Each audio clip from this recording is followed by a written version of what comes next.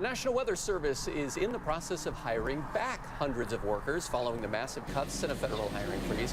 The NWS will hire 450 meteorologists, hydrologists, and radar technicians. An official with NOAA says the rehires will include 126 new positions that were previously approved and funded. Those jobs are labeled as frontline mission critical to the agency. The air quality in Las Vegas reached unhealthy levels because of that smoke from the Gifford fire. It's a wildfire burning more than 60,000 acres north of Santa Barbara, California. Doctors warn the smoke-filled air poses significant health risks, particularly for those with pre-existing health conditions. Poor air quality can trigger inflammation.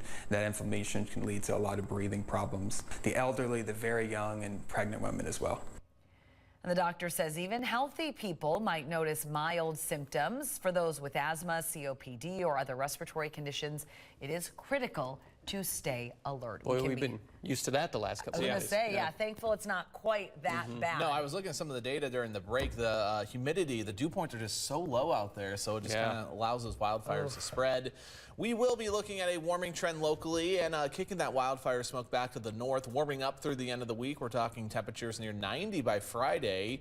That'll spell some storm chances through the weekend and early next week, and then we could get into another dry stretch of weather for the middle and end of next week.